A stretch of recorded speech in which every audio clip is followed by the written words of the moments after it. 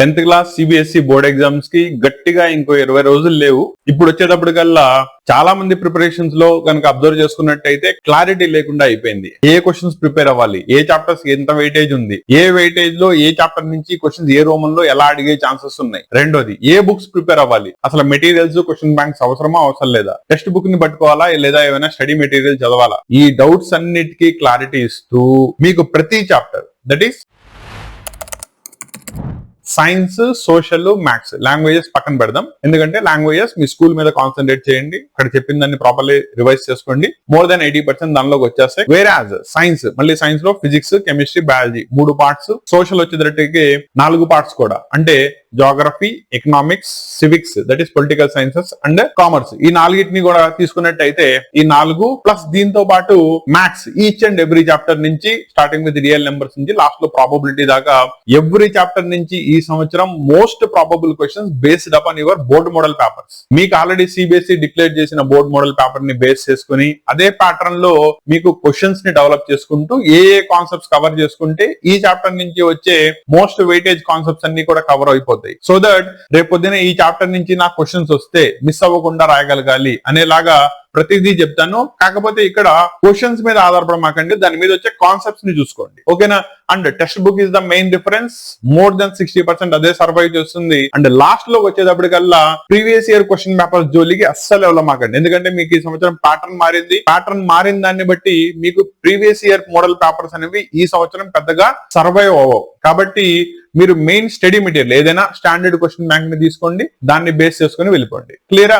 And A questions ని లేదా ఏ concepts ని చదవాలి, వాటిని షార్ట్ టర్మ్ లో కంప్లీట్ చేసుకుని రేపొద్దున ఎగ్జామ్ కి ఎలా రెడీ అవ్వాలి, ఇదంతా కూడా దీనిలో చెప్తాను. దానిలో ఫస్ట్ చాప్టర్ కనుక తీసుకున్నట్టయితే కెమికల్ రియాక్షన్స్ అండ్ ఈక్వేషన్స్. ఈ చాప్టర్ నుంచి వచ్చే ఎంసీక్యూ లేదా 1 మార్క్ క్వశ్చన్ దగ్గర నుంచి స్టార్ట్ చేసుకున్నట్టయితే దానిలో అడిగే assertion, reason questions, 2 marks questions, 3 marks, 5 marks questions and దాని నుంచి వచ్చే case based study questions, application problems ఏమైనా వచ్చేటట్టయితే వాటి గురించి క్లియర్ కట్ గా ఇవ్వడం జరిగింది. ప్రతిదీ కూడా మీ ప్రిపరేషన్ లో 1 by 1 క్లియర్ కట్ గా, అంటే ఏంటంటే టెక్స్ట్ బుక్ లో ఏ పాయింట్ ఆఫ్ వ్యూ నుంచి మిమ్మల్ని క్వశ్చన్ అడిగినా కూడా మీరు రాసేలా ఉండాలి అనే ఉద్దేశంతో ఈ ప్యాటర్న్ లో పేపర్స్ ని ప్రిపేర్ చేయడం జరిగింది.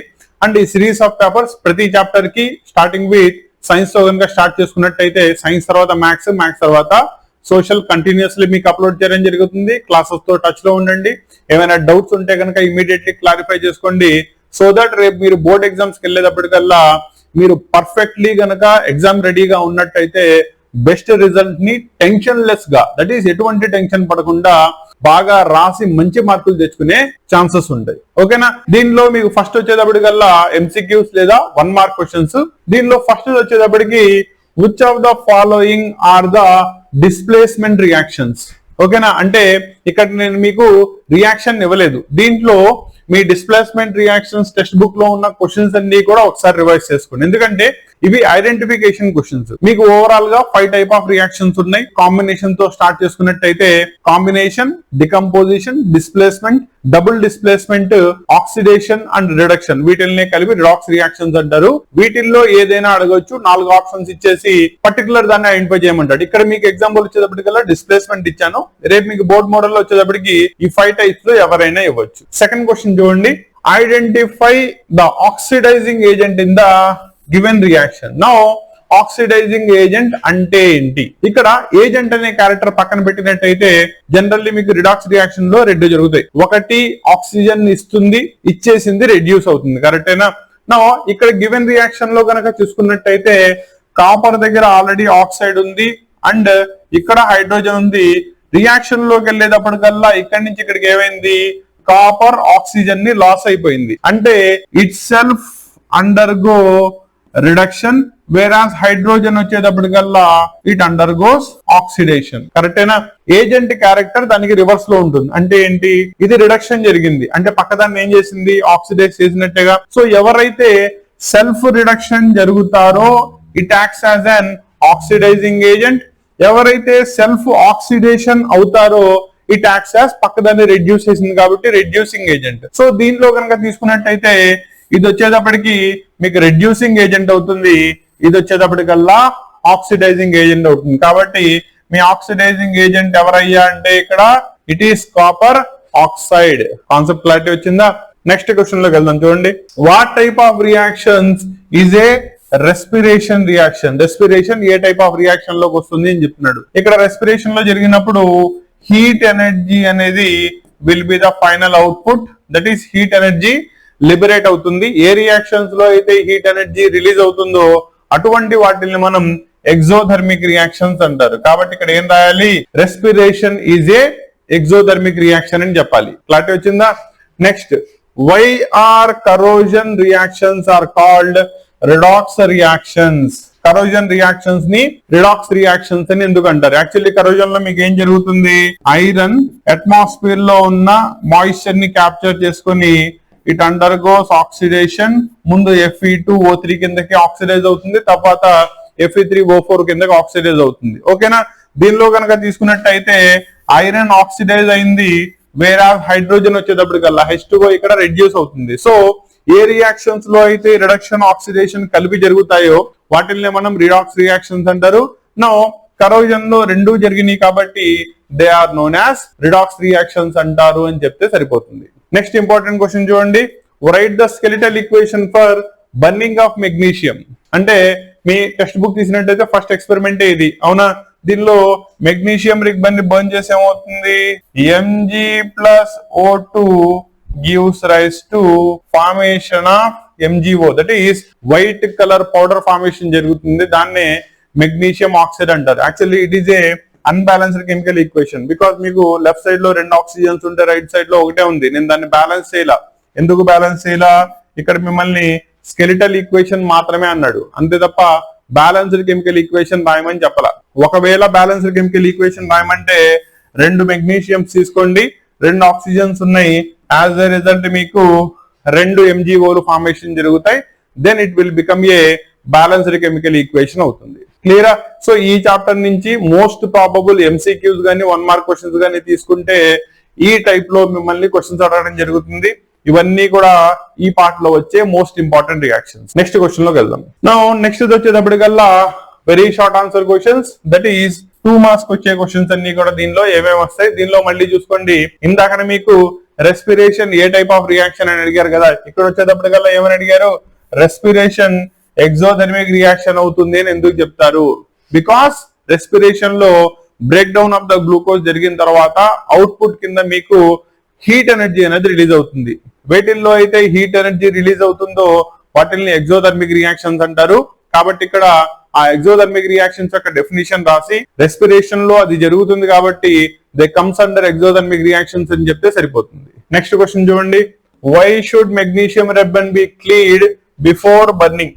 అంటే మెగ్నీషియం రిబ్బన్ టెస్ట్ చేసేటప్పుడు మనం ముందుగా మెగ్నీషియం రిబ్బన్ ని క్లీన్ చేయాలి. ఎందుకు? బికాస్ అది అట్మాస్ఫిరిక్ ఆక్సిడేషన్ జరిగి ఆల్రెడీ దాని పైన grey coloured magnesium oxide layer form అయి ఉంటుంది. Already magnesium oxide layer form అయి ఉంటే అది హీట్ ని క్యాప్చర్ చేసుకోలేదు, బర్నింగ్ జరగదు. కాబట్టి ముందు దాన్ని క్లీన్ చేసి తర్వాత బర్న్ చేయాలి. ఈ ప్రాసెస్ ని ఎక్స్ప్లెయిన్ చేస్తే సరిపోతుంది. నెక్స్ట్, డిఫైన్ ఆక్సిడేషన్ అంటే ఏంటి, రిడక్షన్ అంటే ఏంటి విత్ 1 ఎగ్జాంపుల్ రాయమన్నాడు. సో ఆక్సిడేషన్ లో 2 ఉంటాయి, ఒకటి taking of oxygen are giving of hydrogen. అంటే ఆక్సిజన్ ని యాక్సెప్ట్ చేసినా లేదా హైడ్రోజన్ ని ఇచ్చేసిన ఆక్సిడేషన్ అంటారు.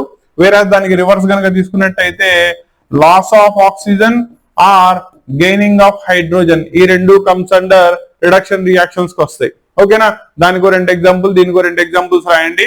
ఒకటి ఆక్సిజన్ తోనూ, రెండోది హైడ్రోజన్ తోనూ సరిపోతుంది. ఓవరాల్ గా మీరు 4 పాయింట్స్ రాయాలి. ఈచ్ పాయింట్ హాఫ్ మార్క్ కాబట్టి 2 మార్క్స్ కి 2 మార్క్స్ వచ్చేస్తాయి. క్లియరా? నెక్స్ట్ ఇది కనుక తీసుకున్నట్టయితే కరోజన్ అంటే ఏంటి? 1 method to prevent it. Corrosion అంటే ఏంటి? అట్మాస్ఫిరిక్ ఆక్సిడేషన్ వల్ల metals undergoes process of oxidation, and దీనిలో ఐరన్ కనుక తీసుకున్నట్టయితే ఆ ప్రాసెస్ ని మనం రస్టింగ్ అంటారు. అండ్ ఆ ప్రాసెస్ ఓవరాల్ గా కనుక ఎనీ మెటల్ మాట్లాడినట్టయితే it is known as corrosion. దాన్ని ఎలా ప్రివెంట్ చేయొచ్చు? చాలా మెథడ్స్ ఉన్నాయి. పెయింటింగ్, గాల్వనైజేషన్, ఎలాయ్ ఫార్మేషన్, వీటిల్లో ఏ 2 మెథడ్స్ అయినా మీరు ఇండికేట్ చేయొచ్చు. నెక్స్ట్ వచ్చేటప్పటికి right any 2 observations when zinc reacts with hydrogen chloride, that is HCl acid తో, dilute HCl తో రియాక్ట్ అయినప్పుడు జనరల్లీ మీకు ఏమవుతుంది? zinc when treated with HCl salt formation, that is ZnCl2 formation జరుగుతుంది. యాజ్ ఏ రిజల్ట్ దీనిలో మీకు hydrogen gas అనేది liberate అవుతుంది. ఓకేనా, కాబట్టి 2 అబ్జర్వేషన్స్ వచ్చేటప్పటికల్లా, ఒకటి జింక్ క్లోరైడ్ సాల్ట్ ఫార్మేషన్ ని చెప్పొచ్చు, రెండోది లిబరేషన్ ఆఫ్ హైడ్రోజన్ గ్యాస్ జరుగుతుంది అని చెప్పొచ్చు. ఓకేనా, ఇక్కడ మీకు అప్పుడప్పుడు హైడ్రోజన్ గ్యాస్ లిబరేట్ అవుతుంది అని ఎలా చెప్తామని అడుగుతాడు. దానికి ఒక బెన్నింగ్ స్పించర్ ని తీసుకెళ్లి రిలీజింగ్ ట్యూబ్ దగ్గర కనుక పట్టినట్టయితే హైడ్రోజన్ యొక్క ప్రాపర్టీ ఏంటయ్యా అంటే అది ఫైర్ ని పాపప్ సౌండ్ తో ఆర్పేస్తుంది. It is a fire extinguisher. ఓకేనా, కాబట్టి ఆ ప్రాపర్టీని ఇండికేట్ చేస్తే సరిపోతుంది. క్లియరా?